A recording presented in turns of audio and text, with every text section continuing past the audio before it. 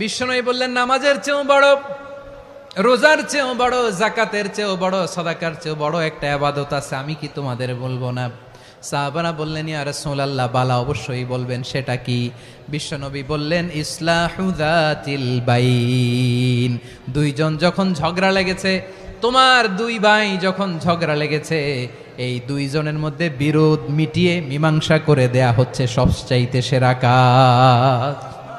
দুইজন ঝগড়া লাগছে, ইসলাহু যাতিল বাইন, দুইজনের মধ্যে মিলিয়ে দেয়া, এটা নামাজ, রোজা, সাদাকার চেয়ে বেশি সওয়াব।